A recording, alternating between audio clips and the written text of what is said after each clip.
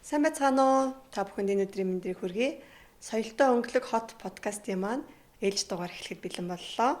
За өнөөдрийн зочноороо Аясгалзын компани гүйцэтгэх захирал хувьцаа эзэмшигч Баяр Магна маань оролцож байгаа. Ойлоо өнөөдөр мэргэжлийн хөрөнгийн менежмент одоо яагаад хэрэгтэй юм бэ гэдэг талаар илүү өөрсдийнхөө одоо туршлага дээрээ суурлаад мөн компанийнхаа үйл ажиллагаатай холбоотойгоор уялдуулаад хоёлаа яриагаа эхлэе гэж бодож байна. За тий. За бүгдээр нь бас энэ өдрийн мэнд хүргэе. Тэгээд мэргэжлийн хөрөнгийн менежмент гэдэг зүйл маань яагаад өнөөдөр хэрэгцээтэй вэ? Бид нар ер нь энэ өмнө бол байгаагүй. Гэхдээ одоо ингээд шинээр үүсээд маш цөөхөн жил болж байна. Тэгээ ер нь бол энэ асуулт өөрөө хаанаас үүсэх вэ гэхээр миний зүгээр бодож байгаагаар яг хөрөнгө гэдэг зүйл өөрөө эхлээд бас одоо бид нар 92 оноос ингээд өмч хөвчлөл гэж эхлээд за түүнээс хойш машин хэрэгтэй болоод өөрийн гэсэн өмчтөө байртай үйл хөдлөх 1-2 байртай болж эхэлж исэн бол одоо ингээд юу гэдэг офис, орон сууц, худалдаа үйлчилгээний төвгээд бидний яг хүмүүсийг хөрөнгөтэй болгох зүйл маань эхэлсэн. За тэгээд өмнө үеийг гэдэг юм уу бодоход ингээд бид нэр эхлээд нэг хөрөнгийг арчлах, хамгаалахад бол одоо нэг ах эгч байгаа. За би нэг энийг ингэчэндээ нэг сантехникч дуудаад ч юм уу те ингээд хийчэндээ гэдэг байсан үе маань одоо тэр үед байсан үйлдвэрлэлийн системээс эхлээд бүх зүйл ингээд өөрчлөгдөд хөгжиж явчих. Тэгэхээр нэг сантехникч хажуу байрны ч юм уу эсвэл нэг хүн хурж ирэх гэс хийдэг зүйл хийгдэгэ болсон байна. Тэгэхээр заавал энэ дээр мэргэжлийн баг хамт олон байх хэрэгтэй. Энэ өөрөө мэргэжлийн гэж байгаа нь зөвхөн цэвэрлэгээ үйлчлэгээ гэж бас дийлэн хүмүүс ойлгох гээд байдаг. Гэтэл энэ маань үгүй энэс өргөн цар хүрээтэй байж байдаг байгаа. Тэгэхээр заавал мэргэжлийн баг хамт олон инженер техник цэглэгаан сан гэдэг энэ чинь бас дотроо бас чиглэлээрээ байж ах хэрэгцээтэй байдаг. Тийм. Тэгэхгүйгээр зүгээр одоо яг дийлэх газар бас нэг одоо яадаг штэ. Сангийн цэглэгаан чин гэдэг мест байдаг. Тэгээд одоо юу гэдэг сан чин цэглэгаан чин мужаана чин ингээд юм хийн эргүүлээд эн чин нөгөө барилга юм уу тухайн хөрөнгөө урт хугацаанд явуулахыг хүсээд байдаг. Гэтэл энэ нь өөрөө тэр зүйлээс шалтгаалаад урт явахгүй нөгөө асуудал үүсэх үед л ирж би тохицуулаад байгаа. Гэтэл бусад үед нөгөөдг нь муудаад хуучраад буруу ашиглалтнаас болоод ингээд явж хахад шиндээ бол заахаа крант нэгэд ус гараад дандаа л гэдэг зүйл болж идэл доор нь юм үндсэн босоо маань өөрөө тэр чигтээ зэвэнд идэх гэх мэтчлэн олон асуудал байдаг учраас мэргэжлийн хөрөнгийн менежментийн компани заавал байж энийг чеклист гэдэг шалгах зүйлүүдээр энгийн үед нь шалгаж явах хэрэгтэй. Тийм учраас байх шаардлагатай гэдэг юм аа. Арт талд нь нэг юм найдвартай байдлыг бид нэр өгч чадаад байгаа хэл та тий. Баг байна штэ. Тэрнээс биш бол өмнө нь бол нэг тийм универсал хүн байх нь штэ тий. Универсал хүн. Тэр универсал хүний одоо магадгүй нэг тал бүр ингээ гарт нь натгуулчихж байгаа байхгүй. Тэр хүн юу гэж хэлнэ яг л тийм гэсэн үг. Тэ нөгөөдхийн үгүйсгэх ч юм уу магадгүй зөвтгөх тэ нөгөөдхийн нотлох тэр зүйл харьцангуй бас байхгүй. Тэгэл одоо яг одоо би чиний барилгыг чиний барилгыг хариуцдаг байлаа гэж бодоход миний хувьд ямар нэгэн байдлаар мэдгүй зүйл байхгүй бас мэддэг зүйл байхгүй. За тэгээд би энийг ямар нэгэн байдлаар явуулах гэдэг үзээд нь шүү дээ. Монголчлоод зарим тохиолдолд. Тэгээ монголчлол. Угаасаа нөгөө нэг асуудал үүсгүүд нь тэр үед нь уул нь ингээд бэлэн байдлын нөөц гэж зүйл байдаг байхгүй юу? Ямар тухайн одоо дийлэгтээ сан цахилгаан дээр гардаг асуудлууд. Тэгэхэд бэлэн байдлын нөөц гэдэг зүйл нь өөрөө байхгүй болохоор яах вэ? Би тэр үед нь л аргалал тэрийг зохицуулаад яваалаа. Дараа нь миний одоо юу гэдэг одоо нөгөө талаас ингээд энэ бүр хүний нөөцийн асуудал руу ордог. Одоо ингээд миний цалин нэмэхгүй бол би одоо гарлаа. Би одоо чи яаж эхлэн штэ. Эргүүлээд юу гэдэг би хүн байж штэ би амарлаа барилаа гэдэг ингээд явахаар нөгөө барилга тэр хөнгөр юм уу тэр 2-3 хэсэг бүлэг хүмүүсгүйгээр явхаа болж эхэлдэг. Тэгээ одоо тэр л мэднэ. Одоо энэ яаж хийсэн бол за царийг л хүлээе гэд иймэрхүү байдлаар оруулцдаг учраас мэргэжлийн байх гэдэг нь өөрөө тэр яг компани хийж байгаа нь өөрөө тэр яг хүн дээр биш үндсэн үйл ажиллагаа процесс дээр суурилж явдаг гэсэн үг. Хөрөнгийн менежментийн үйлчилгээг одоо магадгүй мэргэжлийн компаниас авах тий.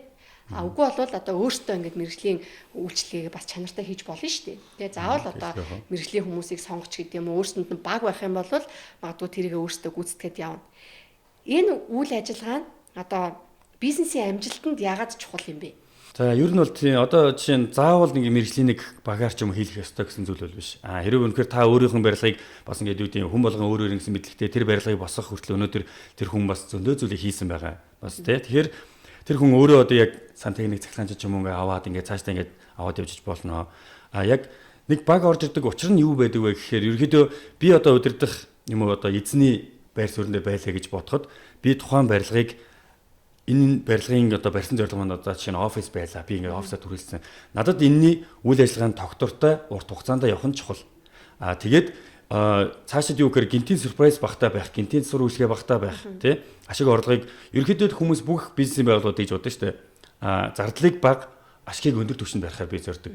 Тэгээ би яг тэрийг хийж байгаадсан би өөрөө нөгөө нэг тэр механизмын нэг хэсэг болчдөг. Би тэнд байхгүй бол тэнд шийдвэр гаргахаа болчихно. Би тэнд байхгүй бол юм явахаа болчихно. Тэгэхээр би өөрөө байхаар би нэг л барилгын төлөө юм биш. Одоо энэ дараагийн бизнесийг би хиймээр байх юм бол надад эндээс цаг хэрэгтэй болно.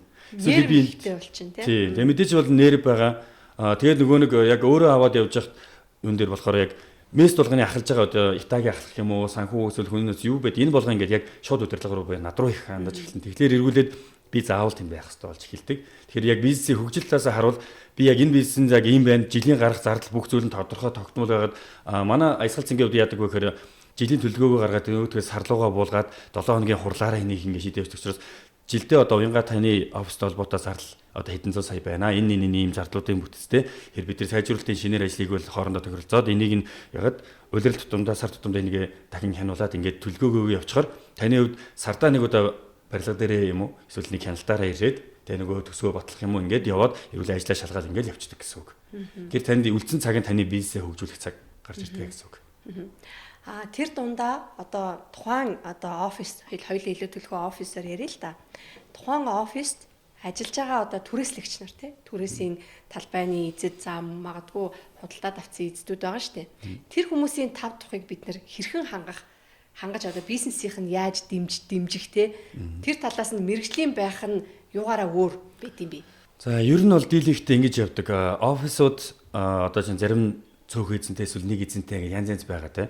Тэгэхээр тухайн аж ахуй нэг юм тухайн офис яг өөрийн гэсэн нэг юм офис болго өөрийн гэсэн дотоод ажиллах зарчим буюу журамтай болцсон байж байдаг. Энэ дээр нь хэрэв байхгүй бол манай зүгээс тэрийг хамтран боловсруулж өгдөг. Одоо зарим нэг офис бол юу гэдэг үйлчлэгээний байгууллага авсарсан офис байдаг.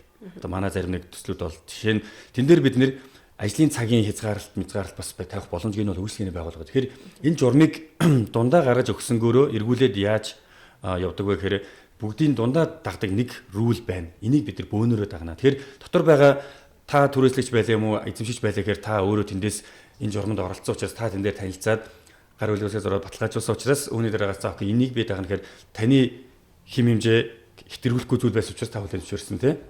Миний хувьд гэсэн ингэ босруулсан хүмүүс бүх оролцогч талууд энийг босруулсан учраас энэ дээр ямар нэгэн тийм одоо энэ бишээ эмний тав тухайлдаж байна гэсэн зүйл байдаггүй.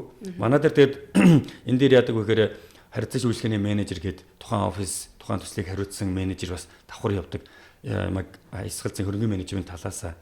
Тэгэхээр тэр хүн маань яг тухайн харилцагч болгонтой ямар асуудал байна, юу байна тэрийг ярилцаа явдаг гэсэн үг. Тэгэхээр энэ нь бол бидний дүрм журмаас хэтэрсэн тийм том зүйл нэх ер нь бол гардаггүй. Тий. Бид чинь манай ураа чинь care first шүү дээ тий. Бид нэр төрүүлээд халамжилдаг тий. Тийм тэгэхээр нөгөө яг хоо түрээслэгч нар Япончууд л хийж хэлжсэн юм л да.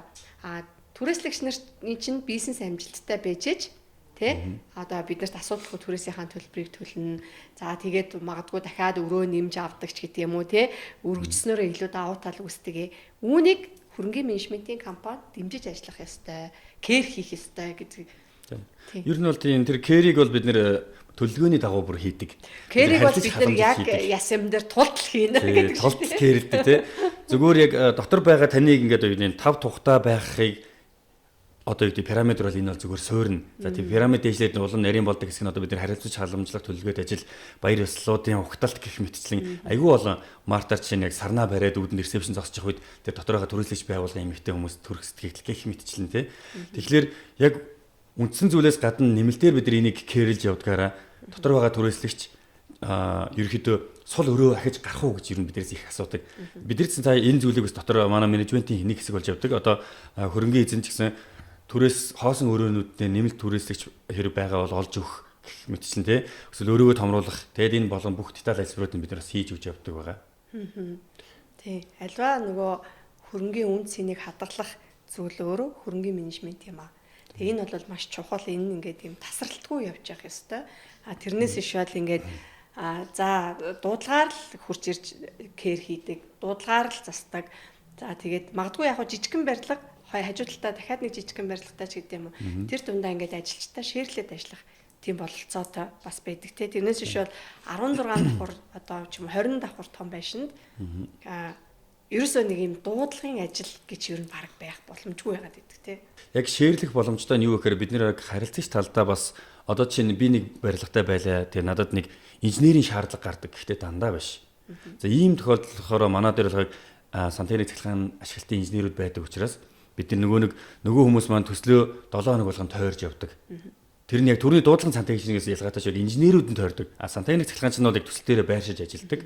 Тэгэхээр тойрж явдаг инженерүүд маань тухайн барилга, тухайн төслийнхэн юу нь яадаг вэ? Одоо өдөрт ингээд дийлэх байгууллагууд дээр одоо нэг алдаа гарч байгаа юу гэхээр гадна температуртаа уялдуулж үйлдлийн температурыг ер нь өдөртөө мөнжөөд нэг ингээд тохируулж явах хэрэгтэй. Энэ өөрөө маш их мөнгөний асуудал байдаг буюу температурыг өндөр байшин дээр ингээд өндөр явуулсан байхад нэгдүгээр дотороо хүмүүс тавдахгүй айгүй халуун байхад халуун байлаа.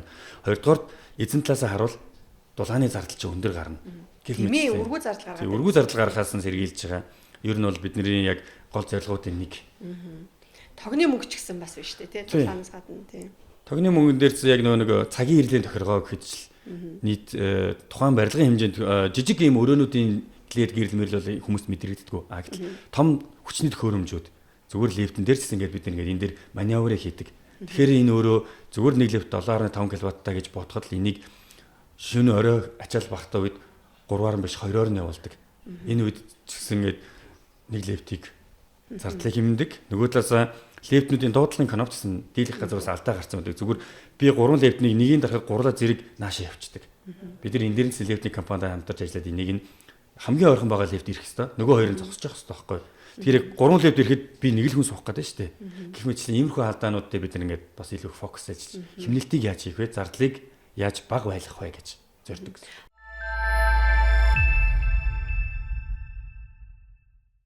Хөрөнгө менежментийн үйлчлэгийг үзүүлэхэд одоо бид нар барилгын компани захирлуудтай, барилгын өмчийн эзэдтэй уулзалт хийгээд явдаг шүү дээ.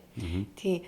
Тэгэхэд ингээд тухайн өмчийн эзний одоо нийтлэг тэ ингээд ийм санаа зовдог одоо нийтлэг асуудал нь яг юу гэдэм бэ?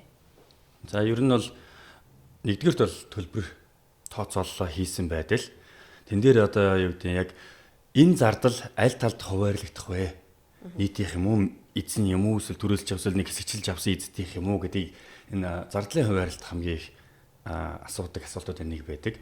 Хоёрдугаарт яг менежмент сар болгон авж байгаа би менежментийн зардал зарим нь ингээд авахар хитээд байгаа юм шиг зарим нэг ингэхийн заримдаа ингээд дутаадах ингээд тэгээ нөгөө нэг зарим одоо зардлууч ингээд зөвхөн өвлийн үйлрэлт гардаг зардал гэж байна. Одоо 9 сард нэг л удаа фасад угаалгадаг нэг зардал нь маш өндөр дүнтэй гэдэг юм. Энийг одоо яах юм бэ гэд энэ мэтчлийн иймэрхүү асуудлууд нөгөө засвар үйлчлэхний асуултууд ер нь яг нөгөө хүний хувьд бол яг энэ засвар үйлчлэхийг би одоо хийгээл байх юм уу те эдгээр ингээл дотор нь төрөлцчихэл би ингээл ихээр өөрийнх нь ашиг нь буураад байна шүү дээ. Тэгэхээр энэ дээр яг эцсийн үр дүн дээр нөгөө хүн бол тооцоолоо хийхдээ тэр засвар үйлчлэгээтэй тэр урт богинуулан бүх засвар үйлчлэгээнүүдэд төлөвлөсөн байгаад эрийгээ тэр дүндээ шингээгээд ингээд явсан байхад тэр өмчийн эзэн яг маржин буюу ашгаа өөр авах хэвээр. Энэ дээр илүү их асуултууд их гарч ирдэг. Энэ нэг л юм биш байна. Тий. Ер нь дийлэнхтэй тариф айгу буруу тооцсон байдаг тийм. Одоо жишээ нь одоо биднээс зөвлөгөө авдаг штеп. Одоо дундын өмчлөлийнхаа талбайны цахилгааны төлбөрийг буруу тооцсон байх жишээний. За тэгээд юугаа одоо дулааныхаа төлбөрийг бас буруу тооцсон байх жишээний. Ер нь бол тэгэл нэг юм 16 давхар байшинд ганцхан үйлчлэгээний ажилтаа хангалттай штеп яаж гэдэг юм уу. Тийм өнцгөөс хүртэл ингэж ярьдаг хүмүүсээс байгаад байдаг штеп. Монголчлон гэдэг чиглэл واخхой. Ер нь бол тэгээд хараад за ингээд нэг хүн ажиллаулаад ингээд тэл болж штеп гэд. Гэтэл нөгөө хүн нь одоо юу гэдэг ингээд ажлаас гараад эргэцэн өндөр болоод байдаг. Тэгэхээр л энэ нэг нөхдүүд ажиллаж чадахгүй нэг гэдэг. Гэтэл энэ бас хоёр талтай. Нөгөө ажил хийж байгаа хүндээ чи ямар орон зайг бас тавьж өгсөн юм бэ? Энэ чинь бас нэг хүн учраас одоо миний ажлын цаг, ажлын объем өглөөс орой хүртэл 8 цаг яг юм үйлдвэрлэлийн робот шиг хүн бас ажиллах уу? Эргүүлээ би тэрийг яг дандаа шахаад бол тэр хүн угаасаа нэг удахгүй ажлаас гарах жишээ нэ тий.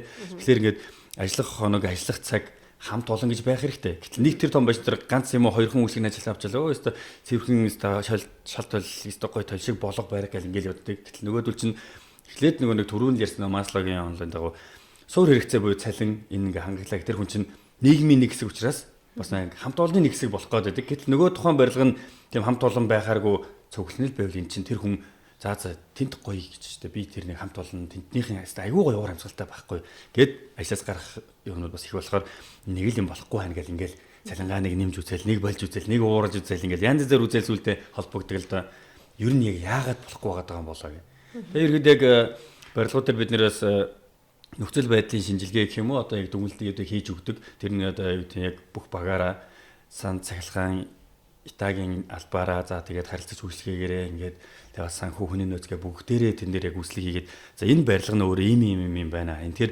объеморо моолорхоо байвал одоо чинь үйлчлэгээний талбай тийм байна те. Энд чинь моол ингээд автгаа байх дээшээ босоо байх өөр байхгүй. Тэгэхээр манай талбай жижигэн штэ гэж ярьдаг. Гэтэл жижигэн байж болно бага юм шиг хэрнээ өндөр ингээд босох чинь тэр чинь нэг ч хүний тэр наадсахын усны цэгэн дээрээ байхгүй гэхэд доошоо нэг усаас солихгоо явах чинь ингээд айгүй олон хүндрэлүүдийг тооцохгүйгээр жоохон л ихгүй нэг коридор гарч ил энийг алга дарам газар гэж ярьдаг нь өөрөө тэр хүн тооцоолоо буруу хийсэн л гэсэн үг. Эндээс их асуудал үүсдэг. Тийм магадгүй бүр төлөвлөлт хэдүүлээ ярьдаг штэ тий. Төлөвлөлт дээр нь одоо жишээ нь тэр ус авах цэгийг нь буруу төлөвлөд өгсөн нөгөө тухайн одоо ажиллаж байгаа хүнээ одоо ингээд ийм махлаад байдаг штэ тий ингээд ийм хол зайтай ингээд явуулаад тэгэл нөгөө хүнээс нь бүтээмж ч гэсэн гарахгүй болж таарад байдаг л та тий. Ер нь бол тэр нэг ажлын урсгалын яг тэрийг бид нэр төлөвлөлтөн дээрээс нь ч гэсэн аягүй хийждэг. Яг тэр ус авах цэгээс эхлээд бохироасах цэг тэр чинь эргүүлээд дараа нь манай систем бүглэрхүү гэдэг асуудал бас хөндөгдөн. Тэрнээс тэр хүн хаасайг ус хасгаад аж болохгүй. Тэр нь наана фильтртэй байна мэн гэд аягүй олон хог шүүгч тэ ерөөдөө ресторанууд бол тос баригч байршуулдаг шиг бас тийм хог шүүгчийг бас давхар илүү хүчтгсэн байдлыг нэмж зурган дээрээс нэмж хийж өгнө. Эргүүлээд нөгөө нэг хөрөнгөний эзлүүдэд тулгардаг асуудал гэхээр одоо манай Монголын урамчлалаас хамаарат өвөлдөө үүдний эсхийн пар юм уу фанкол хөлдөх гээд тэгээд халуун хөшиг юм уу гэ тогоор ажилтдаг 380 ч юм уу 22-ын нэлээд өндөр киловаттайг тавихгүй бол бас болдгоо. Эргүүлээд тэрийг тавихаар нөгөө тогны зардалж яв. Тэр ихтэй анх тооцоологдоогүй сүүлд ингээд хүүтэн учраас нэмээ тавьсан гэдэг. Гэтэл нэг үүдний тамбар хэсэг дээр гонхтой бол тэн дээр фанколын системийг хийх бол одоо хөлдөөхгүй байдлаар яаж хийх ёстой байсан гэдэг. Эхнээсээ зурган дээрээсээ энийг шийдсэн бол тэр хүн дараа нь нэмэлтээр тэрлөө бас ахаад 380 тижэл татна ахаад мөнгө гаргаж тоног төхөөрөмж суурилна ахаад нөгөөдх нь тогны зардал нь тогтмол гарч эхэлнэ. Ингээд ингээд яг зураг зурж байгаа миний зөв нэг ойлгоод байгаа зүйл яг зургийн инженерүүд маань яг хуулийн дагуу зурж байгаа байх. Гэхдээ яг ингээд зарим нэг зүйл нь одоо чинь яг хойшоо харсан хаалгатай офсуудад энэ хамгийн хүндрэлтэй байдаг гэх юм уу яг хойноос салхитай байдаг учраас илүү их үүдний хэсэг хөлдчихэд байдаг. Тийм. Гэхдээ яг зүүн чим урагшаа харсгууд нь тий. Гэтэл Улаанбаатар чинь нэлээд хүүтэн хот тий. Гэтэл урагшаа харсан хаалгатайнууд нь харьцангуй гайгүй гэх. Тэгэхээр тухайн офис маань нэг дор байгаа та өдрөө бас нэг зэрэг байгаадсан манай хаалга хойшоо танаал урагшаа байхад нь юу сөрдөлж амар ялгаатай болдог. Тийм байт. Маш их детальны зүйлсүүд дээр ингээд бүр анханасаа төлөвлөгтөө анхаарах хэрэгтэй байгаад байна гэж хэлгээд байна шүү дээ. Одоо чинь би ч гэсэн өөрөө ингээд нэг офисын төсөл удирдахжсэн л да. Тэгэхэд бол яг ийм нарийн одоо магадгүй надад баг байдаггүй байсан бол би одоо жишээ нарийн би мэдгүй байхгүй. Би хичнээн тухайн төслийг удирдах байгаа магадгүй би барилгын компани захирал бүх барилгын компани захиалагч нар одоо барилгын сайн мэдлэгтэй байх уугүй юу тий. Тэгэхээр яг энэ одоо ийм ашиглалт гэдэг зүйл дээр тулгарч байгаа бүх асуудлуудыг туулж үтсэн хүмүүсүүд нь л хилээд байгаамаа. Тэгэхээр энийг бүр ингээд ийм деталь болгож өнөөдөр би хэлхийг хүсэж байгаа учраас одоо магнат захирлыгаа бас ингээд подкастнда урьж оролцуулж байгаа. Яагаад вэ гэхээр энийг одоо зарим тохиолдолд одоо би ч гэсэн мэдэхгүй. Үнэхээр мэдэхгүй. Тэ? Тэгэхээр ингээд манай баг байдаг учраас тий манай инженерүүд байдаг учраас тэгээ манай магнат захирал бид чинь ингээд олон төслүүд дээр зовж жаргасан учраас энэ болгоныгаа ингээд хуваалцах бас хэрэгцээ үнэхээр тулгардаг тийм ээ. Барилгын компани захирлууд бол нэлээд сайн мэдлэгтэй хүмүүс байдаг. Гэхдээ яг нөгөө нэг ашиглалтан дээр хамт ингээ би бас нэг барилгын компани захиралтай хамт ингээд тэр хүн яг барьж байгаа би ингээд хэсэгчлэн барьжсэн учраас зарим нэг нь орчихсон. Зарим нь ороогүй явж исэн. Тэгэхээр тэн дээр ингээ хамт ороо явахад ингээд яг асуудлуудаа дундаасаа хамтаа шийдвэрлээд тэгэд яг тэр бол цахилгааны асуудал үүссэн. Тэгэхээр уул нь бол айгүй гоё хийхээр шийдсэн боловч бетоны хан дотроос нэг хар хоолоос үүссэн нөгөө хар хоолойн дотор утсан гатсан. Тэгээд тэр төлөвлөсөн гоё фасадны гэрэлтүүдийг тэр чигтээ асахгүй. Тэгээ ханааш нурааж чадахгүй ахаад газраар ил хоолоо татчих байгаа байхгүй бид нэр. Тэгээд нөгөө нэг үн цэн маань өөрөө хааччих авах гэж байгаа хүний өвчсөн нэг гоё байш авах гэсэн чинь нөгөөдх нь тэнд нэг юм хар хоолой газраар тууж яваа байхгүй. Тэгэл миний үед яг зөвлөлттэй. За ингээд энэ гоё шийдэл байна. Гэтэ энэ шийдэл нь өөрөө харилцан солилцлын онлоороо ингээд энэ шатлаа гэхэд яаж сайжруулахын, яаж засварлахын гэдэг зүйлийг хийчихгүй бол юм дүлийн өглүүд хан дотроос шууд ингэж гарч иж байгаа дийлэх юмнууд чинь ингээд хар хоолоонууд бол улуун гайгүй хийгдэгдсэн дийлэхтэй нөр гүйцэтгэлийн далд ажлын акт гэдэг зүйл бас айгүй тутмаг байдаг.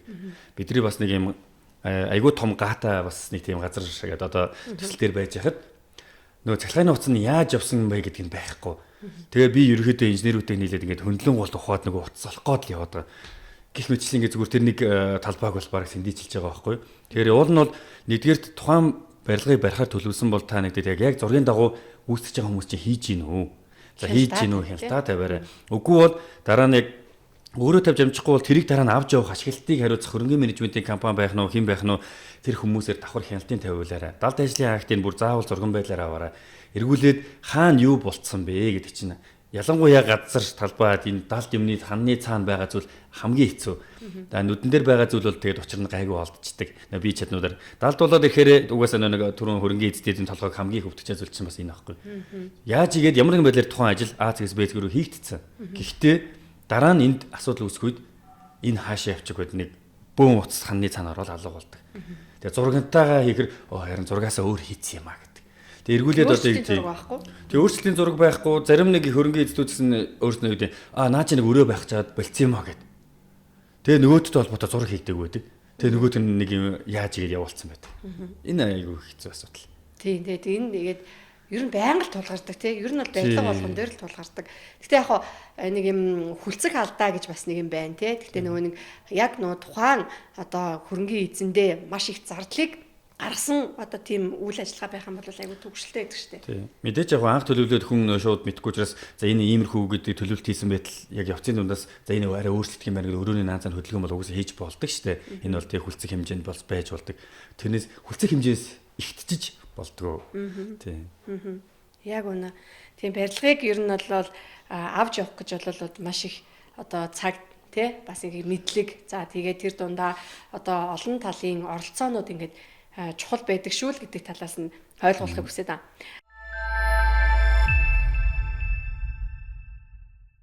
Технологийн дэвшил тийм ээ.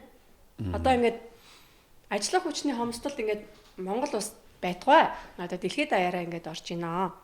За тэгэхээр одоо яг ийм хөрөнгөний менежментийн үйл ажиллагааг явуулахад одоо технологийн дэвшлийг бид нэр хэрхэн ашиглах бас боломж байдаг талаар хоёулаа ярилцъя гэж бодож байна.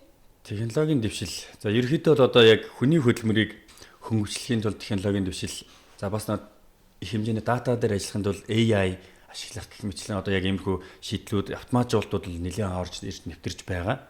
Яг хөрөнгөний менежментийн салбар дээр өмнө бол одоо юу гэдэг за эн чи яадаг вэ гэж баахан Excel ч юм уу тоодогчоо гаргадаг гэсэн бол одоо AI-аар шууд дундаж утган тэд байна. Та ингэж хийвэл зүгээр байна. Одоо юу гэдэг ажиллах цагуудыг ингэж тооцол зүгээр байна. Эргүүлээд цагийн ярлийн нөртлөө өөрөө автомат AI-тай холбоотойгоор нарны мандах болон жаргах цагтай холбоотой байдаг болчихж байгаа. Цэвэрлэгээний төхөөрөмжүүд яг лазер мэдрэгчтэйгээр болон тохоогоо мэдрээ явдаг. Гэхдээ бас яг энэ онцлог байна. Тэр яг хавтгай талбайтаар бол цэвэрлэгээ хийж болж байна.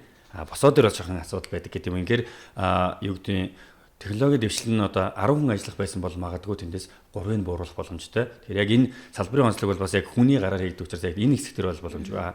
Ита талдаа гэсэн бас гадна температурыг мэддэг бол нэлээд эртнээс ингээд ороод ирээ хөгжөө явж байгаа. Энийг бол миний зүгээр бас бодлоор ингээд бүхий л барилгууд энийг ингээд нэвтрүүлээсэй гэж хүсэж байгаа. Тэгэхээр өдөр болгоно нэг инженер очиод бас ингээд нөгөө температурыг байнга оролдохтойгоос илүүгээр яг энэ технологийн дэвшлийг нэвтрүүлчихвэл нөгөө таны мөнгө зардал бүх зүйлийг тэр гадна температурыг мэдэрсэн нөхөр өглөөдөө буулгана, нард жаргаад тэгэхээр өсгөнө гэдэг юм. Ингээд нюансыг хангаа явцдаг. Энэ өөрөө яг энэ салбарт орж ирсэнгээр одоо энд байгаа бүхий л барилга одоо юу гэдэг дулааны станцын үйлдвэрлэж байгаа дулааны энергийг хэмнэн чадна гэсэн үг. Тийм. Тэгэхээр AI нэг вэ? AI бол хамгийн зөв зүйл байна. Датан дээр маш их ажиллаж ийж бид нэг цахилгааны бүх тооцоолол хийдэг байхгүй. Одоо жишээ нь энэ сард манай энэ төслийн нийт эзэмшлийн захилгаан нийт гарлаа. За дотор түрээслэгчнийх юм байлаа, энэ юм байлаа гэд лефт инглээд иглээ бүх зардлуудыг анализ хийж явдаг. За тэгэхээр жилийн эцэстээ одоо түрүү жил ашиглаж ирсэн нөгөө нэг зардал энэ жил өссөн бол юунаас болсон? Хизээ өсөв? Яав юу гэдэг дата анализыг бид нар хийгээд энд юу тохиолдсон? Эсвэл энэ үр ашигтай яг ижилхэн юу гэдэг өвчин чадалтай хоёр лефтний нэг нь илүү их зардалтай өөрөө төслөөр бид нар дараагийн төсөл барих бол энэ лефтний энэ мотор энэ синхрон мотор зүгээр юм байлаа. Эдний энэ үр ашиг нь илүү сайн байсан шүү гэх мэтчлэн ингээд санал болгоо явдаг. Энэ бас нэгтлээсээ технологийн дэвшлийг бусадаа түгээх боломж гэх юм уу та. Ер нь бол AI-гүй юм ч ер нь баг байхаа болчиход болчлоо л доо тийм. Тэгэхээр яг технологийн дэвшлийг яг энэ салбартаа бол яг бид нэр ингэж ашиглах бас боломж байна гэдэг талаас нь ярьж байна. Хөрөнгөний менежментийн үйл ажиллагааг одоо гүйцэтгэхэд одоо шаардлагатай боловсон хүчингүүд ямар ур чадвартай хүмүүсийг бид нэр бүрдүүлүүлээд илүү одоо зөв зүйтэй байгаа талаар хоёлаа ярив. Хүний нөөц бидний гэлтгүй нөө гэдэг тийм стажийн түрүү хэлсэн дэлхийд тулгамдсан асуудал байгаад байдаг. Тэгээ хүний нөөц дээр бид нэр ерөнхийдөө яг инженерийн чиглэл дээр бол бид нэр угаасаа яг тухайн чиглэлийн сургуулийг төгссөн мэрэгчлэлтэн эсвэл инженер чиглэлээр төгссөн хүмүүс байдаг. За эдгээр маань харьцангуй доктортой учраас харьцангуй бид нэр яг сантехник цахилгаанч ч юм уу тийм ганц нэг хөдөлгөөн оруулалт энэ дээр ингээд үйл ажиллагаагаа сонгож авалтыг явдаг. За яг цэвэрлэгээ үйлчилгээ за мөн харуул хамгаалалт догтох үйлчилгээгээд эднэр дээр одоо яг ажиллах хүчнийг бид нэр ер нь бол яг илүү хандлагыг илүү харъя гэж боддог. Одоо хүн бол одоо суралцдаг шавагдчихгүй нөөц юм а тэ нэг дөрөв нөөц дундаас эд баялаг бараа материалын дундаас хүний нөөц нь өөрөө хамгийн шавагдчихгүй баялаг гэж үздэг учраас тухайн хүн зөв хандлагатаас хүн байхыг илүү их тухайн хүмүүсийг ажилд авахыг хүсдэг. Тэр суралцаад явахыг бол яг манай менежерүүд болон аль болгоны ахалсан дарга нар байдаг учраас эдгээр нэг чиглүүлээ сургаад явна. За тэгээд сар бид нар бүх ажлуудыг зурган байдлаар болон чеклистээр баталгаажуулж ингээд явж идэг учраас энэ тухайн нэг өрөөнд орж ирээд энэ хийх ёстой гэдгээ шалгахад ямар ч хүн ер нь ойлгоход амарханаар хийдэг учраас нэг заавал тийм нарийн мэрэгжил биш бол бусдаар бол яг хандлага сайтай хүн байхад ер нь бол харилцаа хандлагатай хүн байхад болчихноо л гэж үздэг байгаа. Бид ер нь бол компанида одоо Япон менежментийг хэрэгжүүлэх гэж ерөнхийдөө зорддог. Одоо би жишээ нь яг ингээ хүмүүст бол хэлэхдээ 100% одоо Япон менежментийг хэрэгжүүлж чадж байна гэж бол бардам хэлэхгүй. Гэхдээ тодорхой хэмжээнд бол бид нэр одоо жишээ нь жилийн тайлан тий одоо жилийн төлөвлөгөө, сарын төлөвлөгөө, тайлан за тэгээд гүйцэтгэлийн үнэлгээ ч гэдэг юм уу. Одоо энэ болгоныг бид нар ингээд төсөл болгон дээр хэрэгжүүлээд ерөөдөө баг хөвшсөн. Тэгээд ер нь ажлуудаа ер нь бол баг хамгаалаад явдаг гэж одоо хэлэхэд болно шүү дээ, тийм ээ. Одоо яг Япон менежмент бид нэр яг одоо Япон менежмент бол яг эргүүлээ нэг гүйцэтгэл тайлагна шүү дээ. Ер нь бол яг юу хийсэн бэ гэдгийг ингээд тайлагнах. Бид нар энийг бол одоо ингээд хөвшрүүлсэн. Ер нь нөгөө нэг тийм үгүйс нэ гараас гарна гэж ярьдаг шүү дээ. Хүүхдүүд гараас гарна гэдэг шиг манай менежментийн багийнхан хийгээд яг тэдний доотлын төвчний юу гэдэг зохион болгогч ресепшний төвчнийхэн хүмүүс гэсэн ингээд яг энэ дээр гээд хөвсчихсэн байдаг. Тэгэхээр цаашаад одоо MIQ-тэй хамтраад хийх гэж байгаа бас зүйл дээр болохоор бид нэр энэ шат төрт ингээд ирсэн байна. За магадгүй 1 2 дахь гişүүд бид нэр гээд 3 болон 4 лөө өсгөх гэд одоо илүү их одоо зориг хүсэл байна. Тэ энэ зүйлийг Япон менежмент, хөрөнгийн менежмент гэдэг зүйлийг Монгол оронд бид нэр ингээд нутагшуулаад ингээд зориод явж гин. За энийг дараагийн шат руу бас аваачи. Дараагийн шатнд гарыг бид нэр яг юу тийм яг одоогийнхаар ингээд тогтоож болохгүй. Бид нэр үргэлж ингээд өсөлт рүү тэмүүлж явах ёстой гэдэг үднээс бид нар энийг илүү их зорж байгаа. Тэгээд энэ маш их сорилтыг авчрах болоо гэж одоогоор харж байгаа. Одоогоор ч ингээд сорилтууд гарч харагдаж байгаа гэсэн бид нар энийг давж хийх ёстой. Тэ. Тэр үднээс ингээд японочдын яг Японд нэг барилга одоо юу гэдэг яг нэг менежментийн компани ингээд 30 жил 40 жил яг авч яваа тэр барилгын үн цэнийг яг тэр үед ингээ байлгадаг тий. Тэгээд хүн ороход үн чинь бараг 100 жил болсон барилга гэхэд тий ямар байдаг вүлээ гэд тэр бүгдийг ингээ харуул одоо бидний яг тэр менежмент тэдний яг юу хийж ийнвэ гэдгийг одоо бид нэг Монголын хөрсөн дээрээс нотгшуулаад яг түүнийг хийхээр ингээ бодоо зориод одоо үзэж явна да. Маш одоо тийм авууштай бахархмаар зүйл л дээ. Миний хувьд бол би тэгж бодож байгаа. Манай компани Япон улсын MIQ компани одоо Монгол талынх нь одоо салбар нэгж буюу одоо нөгөө ажлынх нь гүйцэтгэгч болж одоо ажиллахаар болсон байгаа шүү дээ. Тэгээ жинкнээсээ Япон менежментийг оруулж ирж байгаа гэж ойлгож болж байгаа. Би ч жигнэсээ биш ээ. Дараагийн шат руугаа явуулж ийн гэж би харж байгаа. Биднээс яг одоо хийж байгаа маань гэсэн яг Япон менежментийн нэг хэсэг шүү дээ. Ер нь бол би тэгж харж байгаа шүү. Тийм учраас энэ хүртэл бол байсан энийг дараагийн шат руу наваачиж байна. Тийм. Тэгж харж байгаа. Зөв. Мэдээж нөгөө гадны хөрөнгө оруулалттай компани хөгжил бид нэр суралцах зүйлс маш их байгаа. Бид нэр зэгтээ тэргүүл одоо хожигдож явж байгаа тий. Тэгтээ нэг талын давуу тал гэж бид нарт бол байгаа. Юу гэхээр монголчууд юмыг айгу хурдан сардаг. Тий өөрийн айгу хурдан болгодог. Тийм тэгэхээр энэ талаасаа ч гэсэн хөгжлийг бол их сайн үр дүнтэй бас хэрэгжүүлж чадах байхаа гэсэн бодлоо. Бид нэр одоо ингээд менежерүүдийгээ одоо тодорхой хэмжээнд ингээд сургаад хүмүүжүүлээд хөгжүүлээд бас явдаг штеп. Одоо яг хөдөлмөрийн зах зээл дээр бол одоо хөрөнгийн менежер гэдэг албан тушаал ерөнхийдөө байдаггүй тий. Тийм. Тэгэхээр бид нэр одоо хүмүүсээ ер нь бол бэлдээд л байгаа. Бас заримдаа бас алдна тий. Заримдаа алдна, бэлдэн алдна. Хөрөнгийн менежер гэдэг позишн уул нь бол одоо дэлхий дээр бол байгаа.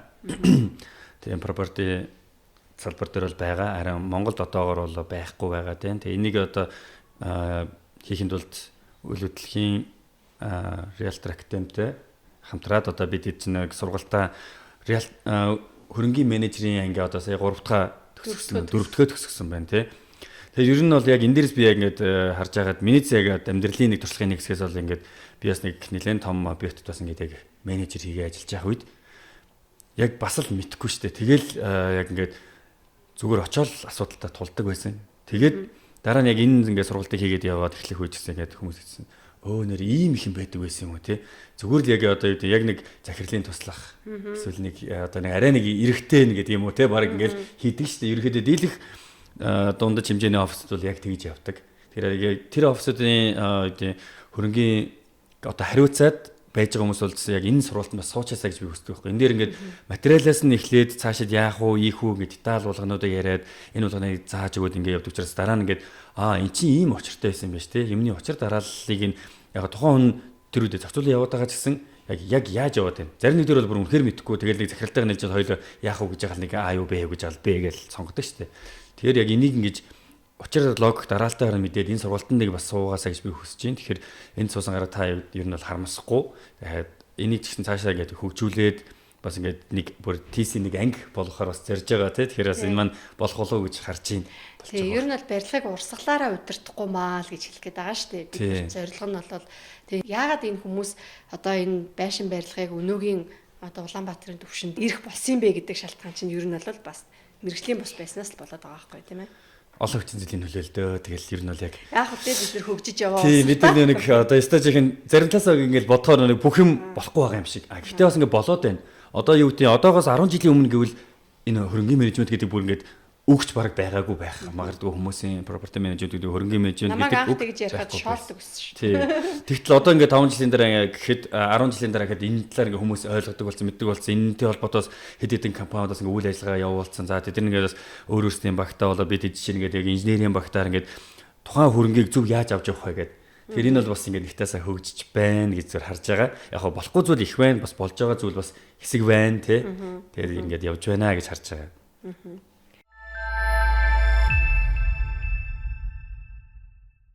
Хөрөнгийн менежментийн үйл ажиллагааг одоо бид нар зураг байхаас нь эхлээд төлөвлөдөг. Төлөвлөлтөн дээр нь бид нар зөвлөгөө өгдөг шүү дээ тий. Тэгэхээр энэ талаараа хоёлаа бас жоохон дэлгэрүүлээд ярил. Зурган дээрээс нь ороод ажиллахад бол хамгийн чухал байдаг ер нь.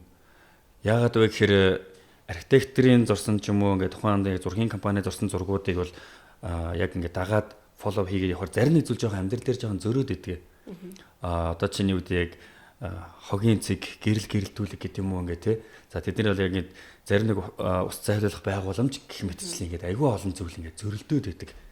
Тэгээд яг ашиглаад явах үед энэ өөрөө ингээ эсвэл хүчин чадал жоохон дутчихна. Багтаа хэмжээнд багасчихна гэдэг юм тий. Дийлэх хогийн цэгүүдийг ерөнхийдөө бид нар мэднэ Улаанбаатарт яриа байгаа. Бүгд багтаа хэмжээнд бага. Ерөнхийдөө нөгөө нэг хогны компани руугаа байн залгаж явахгүй бол тэрээр нэг сагдаг нөгөөд нь хийсдэг гэдэг зөндөө олон юм их л болдог. Энэ за тэгээ ус зайлах системүүд нь би ус зайлах системээ ингээд оклонороо гаргаж байгаа гэдэг ингээд яаж ийд гаргахад нөгөөдхний хэмжээ нь багталсан байдаг. Одоо эдэн жилийн дунджаар зургийг зурдаг. Тийм. Гэхдээ ингээд өнгөрдөг жил чинь бол бас нэлээд л үерлэг байлаа шүү дээ. Тэгэхээр ингээд тэр ярмаг орчинд бол бас л хэд хэдэн үерт ингээд дараалан орж явахад би зургууц.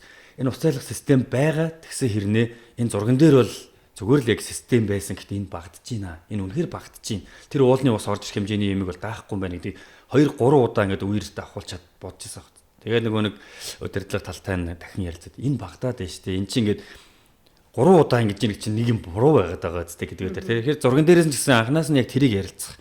Дараа нь яг ингээд зөв нөөнөөс эргэх системээр хог авах. Тэр одоо ингээд хаус хотгон байхад бол яг тэр хог авах, цас авах, ус урсаж ирээд ус зайлах тал нь зөв талтай буюу уклонтой талтай байхад тэр зам цэвэрлэх ажлыг хүртэл хөнгөвчлөдөг байхгүй юу. Гэх мэтчлэн ингээд зам дээр айгүй олон хурд сарлаж чинь цасаа төрж болдоггүй гэд. Тэгэхээр эхнээсээ ингээд энэ нэг бобкатер цас түрээслээд ингээд төрүүлэх гээд хүнийхэн одоо юу гэдэг ажлыг хөнгөвчлэл ингээд замаар нэг баахан хурд сарлаж марж нөгөөт нь айгүй их хагаралтай эсвэл иймэрхүү хонхортой байнголт Тэр төмөрч яг тэгш учраас ингээд хонхорыг авахгүй гараа явчихна. Тэгээ нөгөө ажил үр дүн багтаа болчихно дахиад хүмүүс орлоо гэдэг. Инхээр эхнээд зурган дээрээс нь айгуу сайн хамт орж энд ийм юм байл зүгээр эндээс ийм эргэцсээр эндээс тойрж яваад ингээд гараад явах нь зүг юм аа. Ийшээч нэг явал ийшээч нэг яваад хаар ингээд хүнээ шаал дэмий баах явуулчаад байдаг. Нөгөө нэг ажил хөнгөвчлөх тал дээр бас айгуу сайн бодох хэрэгтэй байхгүй тий. Тийм мэрэгжлийн хүмүүс ч юм уу магадгүй биднээс ингээд зөвлөгөө аваад тэгээ бид нар бол харамгүй зөвлөгөөгөө олон өгдөг тий. Тэгэхээр зөвлөгөө аваад хоошдоо хүн хүчний зардал бага байх тий. За тэгээд нөгөө эвдэрл одоо гэмтлийн одоо тэр болшгүй зүйлсүүдийг ингээд бага байлгах. Энэ зорилгыг одоо бас ялгаа авахгүй л ард нь мөнгө л явж байгаа. Тийм. Тэгэхээр энэ болгоныг ингээд сайн сонсоод төлөвлөөсэй гэж хүсэж байгаа. Хамгийн богино зайд рейс их боломжийг бүрдүүлэх. Одоо хамгийн үр ашигтайгаар байх. Одоо юу гэдэг нарны салхины энерги гэдэг тий. Энийхээ бас эргүүлээд авч явах арчилгаад асуудалтай. Хүмүүс ингээд нарны нэг толь тавиад нэг гэрэл тавиад энэ гэрэл ингээл насаараа гэж боддог. Гэтэл тэнд өнө батарей байгаа нөгөөт нь манах цаг уурын нөхцөл юу байлээ. Гэт бодохоор бас тэр батарейг эсвэл өөр газар агуулад гэт ингээд бас ингээд тэрний шийдэл зүгээр яг батарейн тэр дээвэр дээр байгаа дэвэл юу болох вэ гэх мэт л ингээд яг иймэрхүү асуудал байвал ингээд бид ингээд харамгүйгээр хуваалцъя те бидэрт байгаа туршлагын хэмжээнд ийм байна бид нар энэ хэсгийг мэдэж байна энэ дээр чинь бид нар ийм зөвлөх юм уу эсвэл энэ дээр ийм алдаа гарч ирсэн шүү бид нар одоо молч байна офис ч байна нэлээд 10-20 давхртай офис ч байна хаус хотхнууд нэгэн томоор хэд хэдэн гаагаараач байна хэд хэдэн төрлөөрөөч байсан тий жижигхэн офисч байж үзлээ зүр жижиг ганц байшинч байж үзлээ гэх мэтлээ ингээд олон туршлаганууд байна. Тэгэхээр ингээд эндээс бас ингээд та бүгдтэй ингээд хуваалцахад бол айгүй ингээд чөлөөтэй нээлттэй байдаг. Тэр нь эцсийн дүндээ ингээд Монгол улс маань одоо юу тийм өнгө үзэмжтэй байгаад хөгжих нь их чухалтай. Ер нь бол бидний яг бас нэг компани нэг барьж явдаг бодлогын хэмжээнд бол яг Монголд байгаа бүх барилгыг бид нар менежмент хийж барахгүй. Гэхдээ яг хамтдаа хөгжицгөөе.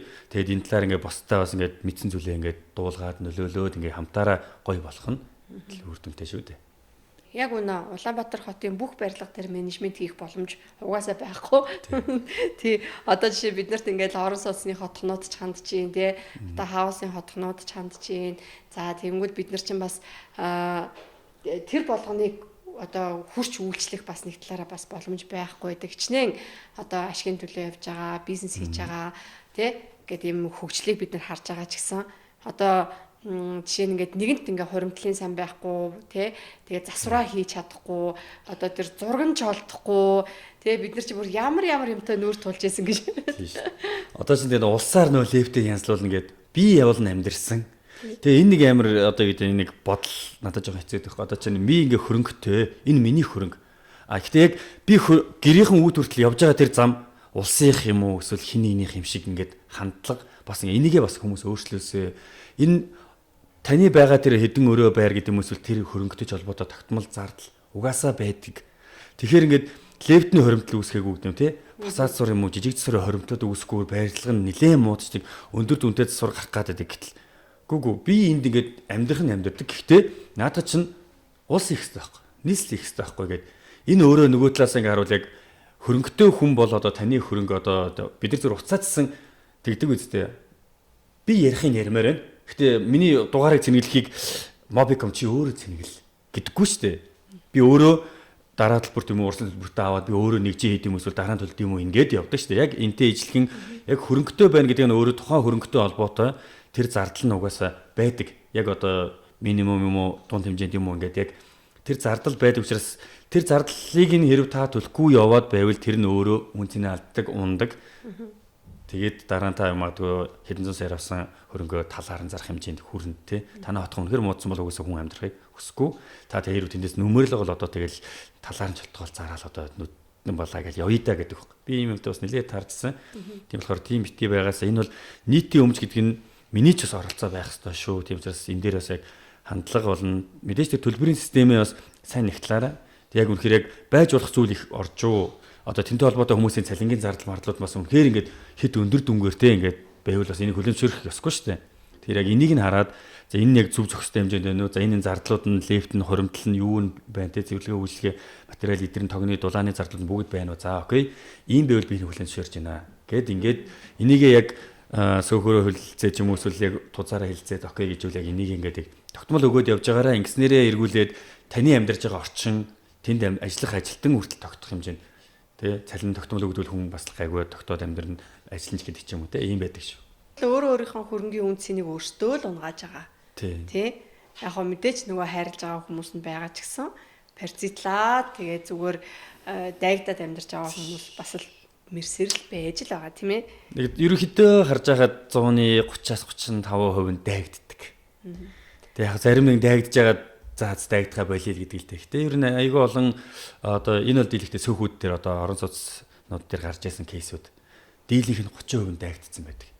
Тэгээ нөгөө нэг хэрэг нөгөө одоо сөөхөн ч юм уу тэр ингээд зардлаа баг тооцоолсон бол шууд энэ дээр ундаг шууд ордог.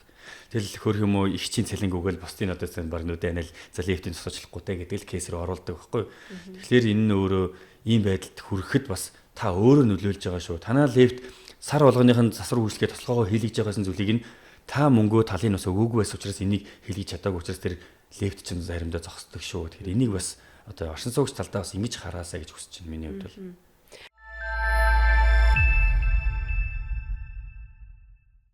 Одоогор бид нар чинь одоо ер нь бол ингээд тийм барилгын үзлэг хийгээд тийм дүгнэлт гаргаад тийм өгдөг. Бид нар чинь Дархан хотын одоо сөөхөн шинжилгээний хүрээнд бид нар чинь ажиллаад тийм тэгээд аюул тийм сайхан дүгнэлт гаргаж өгч ирсэн л да.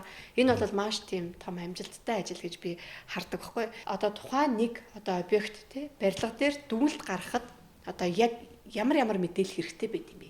Хамгийн ихний basic бол одоо яг план зурагаас эхэлдэг. Ерөнхийдөө бид нэр яг зурган дээр илүү их ажилладаг. План зурган дээрээс үндэслээд бүхэл нөө шаардлагатай талбай зурагналууд нь гарч ирдэг.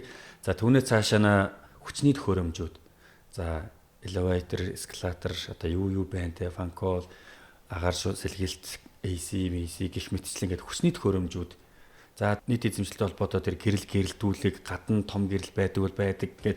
Одоо ер нь бол яг бүх зургнууд дээр бид нэг дээрт зургууд хэрэгцээ те тоног хөрөмжүүдийн зүйлүүд мэдээлэлд пассворд одоо хэрэг гүний удагтаа бол гүний удгийн мэдээлэл түүний хүчин чадал генератор бол генератор гэдэг яг энэ бичиг баримтнууд дээр үнэлж бид нар энэ дээр тооцооллыг хийдэг. За дараа нь үзлэгийг бас хийдэг. Бичиг баримт дээр байгаа зүйл энд байна уу байхгүй юу? Энэ яг одоо 5 кВт-тай мотортой гэсэн яваад утсан чинь 10-та байна уугүй юу? Гэх мэтчлэн ингээд үзлгүүдийг хийдэг. Ерөнхийдөө заримдаа ингээд сайжруулалт хийж байгаа ч юм уу тухайд зах зээл дээр байхгүй бол одоо ингээд хүн өөр нэг мотор хавьжил тавихаас сонголт байхгүй шүү дээ. Тэгэхээр тэрийг за энэ юм бичиг баримт дээр юм байгаа чи ингэж зурж ийн гэдэг зүйлийг ингээд дараа нь нийт квадрат дээрээс барилгын төв хүчил хийцлээс хамаарч ажиллах хүчин цэвэрлэгээ үйлчлэгээтэй бол цэвэрлэгээ үйлчлэгээ харуул хамгаалалт бол одоо хэдэн орц гарц үйл ажиллагааны чиглэлээс их хамаарна л да. Ерөнхийдөө ингээд яг танаа хажуудлын барилга ийм байхад энэ ийм байна гэсэн ямар ч боломж байхгүй. Энэ болгоны бүх зүйлүүд нь өөрөө учраас яг барилга нэг үр дээр саяны зураглуудыг нэг бүрчлэн үйлчлэгүүдийг хийж тэгжиж дараа нь за ийм юмнууд дээр нийлбэр дээр үндэслээд тэгээд тооцоолол хийдэг байгаа. Яг үнэ. Одоо ингээд бид нар ингээд тооцооллоо хийгээд одоо инженерүүд ажиллаад үндэслэлтэйгээр ингээд бид нар тариф гаргаад өгнө. Тэгээд тэр дунд чинь бид нар хуримтлалын сангийг оруулчихна. Тэгэнгүүт нөгөө оршин суугч нар хуримтлалын сан хэрэггүй гэж тэгдэг тий. Тэр уул нь бол өөрсөнд нь зориулсан зүйл байхгүй юу?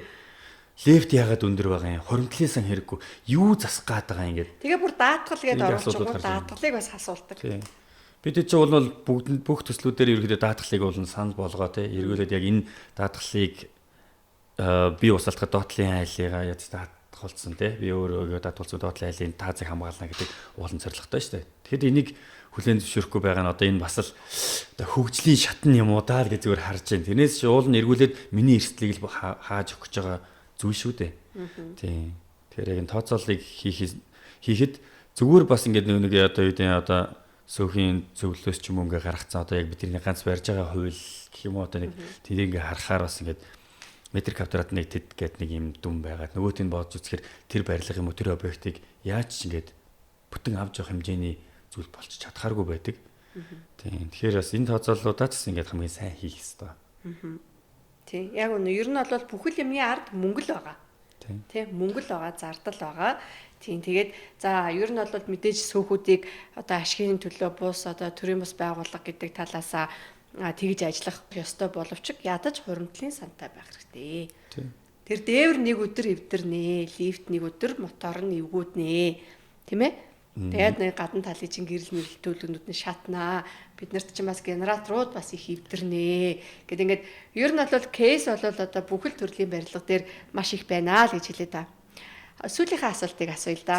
Тэгээ ер нь хөрөнгөний менежменттэй холбоотой үйл ажиллагаа эрхлэх гэж байгаа. Одоо нэг аж ахуйн нэгж байлаа гэж бодъё л да. Байгууллага байлаа гэж бодъё. Одоо ер нь сүүлийн үед чинь нэг үйл хөдлөл хөрөнгөний 100-ийн бизнесийн чинь тусгай зөвшөөрлөлтөй болгоод хажууд нь хөрөнгөний менежментийн үйл ажиллагаа явуулж болно гэдгийгсэн байгаа. Тэгэхээр бид нарт бас ханддаг л зүйлийг би ингээ олон нийтэд бас ингээ хэлж өгье гэж бас бодож байгаа байхгүй юу гэхээр хөрөнгөний менежментийн үйл ажиллагаа явуулахаар одоо зэхэж байгаа бол одоо юун дээр илүү анхаарах юм бэ? Ямар ур чадвартай хүмүүс одоо танаа багт заавал байх ёстой юм бэ гэдэг талаас. За окей. Хэрвээ та одоо хөрөнгөний менежментийн үйл ажиллагаа эхлэхээр ингээд төлөвлөж бэлдэж байгаа бол нэгдүгээр танаа багт яг санхүү суурьтай бас яг санхүүч талаасаа нэгдүгээрт ер нь бол бидний хийдэг бүх зүйл дандаа тоон дээр үнэлж, зурган дээр үнэлж явдаг учраас санхүү заавал одоо CAD-мад хамгийн минимумда CAD-ийн зураг уншдаг инженер байх хэрэгтэй. Заавал та бүр инженертэй байх хэрэгтэй шүү. Та яг өөрөө яг удирдаад эхлүүлэх гэж ингэж бодвол заавал инженертэй яг өөрөө инженер байвал бас ингэж арай нэг дөхөм гэсэн үг тий. Тэгэхээр сан юм цахилгаан хоёрын аль нэг суурьтай инженер нэхний ээлжиндээ байж дараа нь хоёулаа байх хэрэгтэй. Угаасаа ер нь бол хоёулаа байж ич та барилга болгонд байдаг зүйл учраас за тэгээд сайн яг менежментийн тэр багийн чинь нэг зэрэг бас хүний нөөц байх хэрэгтэй. Хүний нөөц чинь танаа байгууллага доктортой удаан авч явахад чинь шаардлагатай ажиллах хүчний чинь бүрдүүлнэ. Энд дээр доктортой ажиллана зөндөө олон секшнүүд байгаа шүү дээ. Хүний нөөцийн функцүүдийг хэрэгжүүлнэ.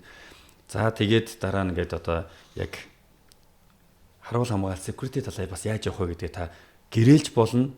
Өөрөө эсвэл энийг ингээд хийж болно гэдээ бас сонголтууд.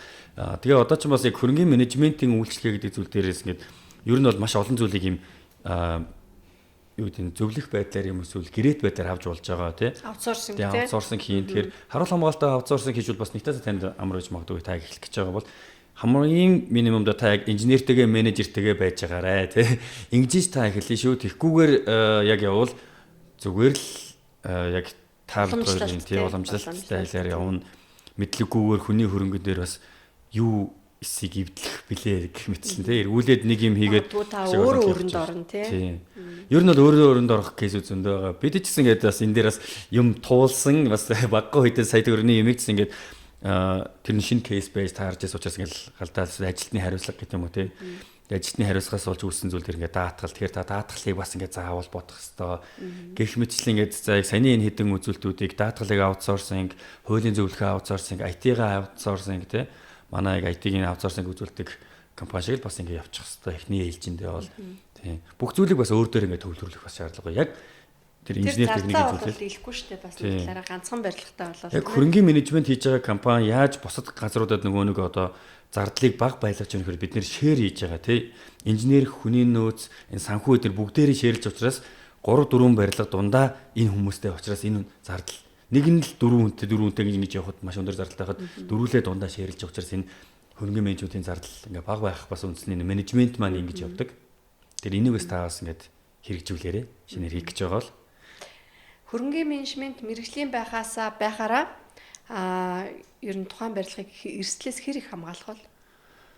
За ер нь бол эрсдлээс яг одоо хуваар хэлж мэдгүй ямар тач бол зүгээр нэг сангийн цахилгаан чи авч явж байгаагаас дор хаяж 50-60% илүү явнаа. Яг мэрэгжлийн байгууллага авч явсангаар одоо юу гэдэг зүгээр л сэтгэлтэй тий одоо тийм нэг тийм үг гэдэг шүү дээ. Юу гэдэг сэтгэлтэй эмчээр та хагалгаа хийх үү гэдэг асуулт байдаг шүү дээ тий. Амар сэтгэлтэй эмчээр зүрхнийхээ хагалгаа хийх үү? Эсвэл яг мэрэгжлийн эмчээр хагалгаа хийх үү? Тий. Тэгэхээр яг энэний л ялгаа. За одоо хувь хэлбэл одоо мэдгүй 50 60 байт юм уу 100 байт юм мэдгүй ямар тач тэнд ороод байгаа нарийн тоноглолт хөөрөмж эсвэл таны барилгын тэр хийцлэл дээр яг юу хийх вүлээ зүгээр асуудал гарахаар л араас нь гүгээд байвал бараг тэгж хүн амт тавьсан хэрэггүй тий. Тэгэхээр асуудлыг гарахаас өмнө мэдэж эсвэл тэр үед нь гарахаас урьдчилан зохицуулах арга хэмжээ авах байнга чеклэх асуудал гарахыг нь одоо зогсоохч л одоо мэрэгжлийн хүмүүс яаж шүү дээ. Тэгээ одоо наазахын галын аюул байна. За тэгээд үер усны аюул байна. Одоо юу гэдгийг харьцангуй асаас газар хөдлөлт одоохоор бас харьцангуй гайгүй юм да тий. Тий одоо бурхны хөвлөр гайгүй юм да тий. Тийм. Гэтэ ер нь бол ингээд эрсдэл гэдэг зүйл чинь өөрөө одоо бид нар л өөртөө бэлэн биш л байснаас л одоо хохирол амсаж байгаа гэсэн санаа шүү дээ, тий. Тий, ер нь бол нэг тийм үг гэдэг үстэй. Энгийн үед хөлс их гаргуул дайны цаг цус баг гарнаа. Тэгэхээр энгийн үедээ хөлсөө сайн гаргаад сайн бэлд. Тэгэхээр яг тулааны үед яг эд үед бол гайгүй гараад өнгөрчнөө л гэдэг санаа. Би л ясаа энэ үгийг амар бодохгүй. Ер нь энгийн үедээ л яг бэлтгэлээ сайн хийж явах хэвээр. Ингүүл яг тэгвэл яг за энийг нэг шалгая, тэрийг нэг ингийн байнга ингэж 7 хоног болгоно бид нар хурал дээрсэн энэ юу болсон, тэр юу болсон, за эх 7 хоногийн төлөвлөгөө нь юу болж ийн ингэж нэгэд ингээ явахаар нэг бүгд энэ нэг юм режим юунд одоо Япон соёлтой ингээд бас сурцсан. Тэгээд нөгөөтгөөр яг ингээд 4 хоногийн ажил юм байна. Эх 7 хоног ингэж төлөвлөж ийн гэдэг. Тэгээд энийг яг фоллоу гэдэг 7 хоног болгоно ингээд нэгтгэх болгоны хурал дээр ингээ явахаар цаашаад ингээ бүгдээрээ энэ дээр суралцаад нэг юм докторчдаг. Мэргэжлийн хөрөнгөний менежментийн үйлчлэгээний гол одоо давуу тал нь юу вэ гэхээр ер нь бол байнгын тогтмол үзлэг шалгалт тийм ерөөсөө тасралтгүй үйл ажиллагаа тасралтгүй процесс явагдаж байгаа. Тэгээд одоо төлөвлөгөө болон тайлан тийм тэгээ гүйцэтгэлээ хяналт тийм ээ. Энэ болгоныг л одоо ер нь тэгээд заавал хөрөнгөний менежментийн компани гэлтгүй ер нь л компани болгонд л ийм зүйл байх ёстой шүү дээ. Тийм. Тийм. За тэгээд мэрэгжлийн одоо мэрэгжлийн гэдэг үг яасан ч их хэвчтэй өнөдр чи. Тийм. Яг хоо ингээд салбартаа хүмүүс хаагалж байгаа бид нар. Тийм хүмүүс хаагалж чинь хөрөнгөний менежмент гэдэг зүйлийг ойлгодгүй л байсан. Одоо болохоор харьцангуй одоо ингээд мэрэгжлийн хүмүүсээс үйлчлэгээ авъя л та гэдэг ханддаг хүмүүс бид нарт одоо нэмэгдэж байгаа. Тийм. Тэгэхээр яг энэ салбартаа ингээд хамтдаа зүтгэж байгаа магнада бас их баярлалаа. За тэгээд өнөөдрийн ярилцлага маань ингээд яг хөрөнгөний менежментийн мэргэжлийн байх одоо талаас нь илүү яриулахыг хүссэн. Тэгээ та бүхэнд бас хэрэгцээтэй мэдээллийгээ бид хоёр өгч чадсан болов уу гэж бас найдаж байна. За тэгээд соёлтой өнгөлөг хот гээд энэ подкастт нэгээд орсондоо баяртай. Бас өрсөнд баярлалаа. Тэгээд миний хувьд бас яг юу гэдэг ингээд соёлтой бай, өнгөлөг байцгаая бид нэр ингээд хотчцоё. Үүний төлөө бас ингээд юу гэдэг хүн нэг бүрийн оролцоо хэрэгцээтэй байдаг. Бидний миний өнөөдрийн хийж байгаа жижигхэн алхам, жижигхэн үйлдэл маргаашийн бидний дараагийн 2 дахь алхмын эхлэл болд юм шүү гэж боддог учраас тэгээ бүгдээрээ яг энэ дээр ингээд хамтдаа нэгээр жижигээр ч гэсэн хамаагүй уршилцгаая. Тэгээд бүгдээр юу гэдэг Монгол улс манаас ингээд нэг сайхан өдөр айгүй сайхан ингээд хүндээ ээлтэй айгүй сайхан хот байж ингээд гудамжаараа алхахтаа хотоо хараад бахархдаг байхын төлөө ингээд бүгдээрээ хичээцгээе гэж ирэж байна. За, өстой гоё ирүүлээ та. За, анхаарал хандуулсан та бүхэндээ баярлалаа. Баяртай.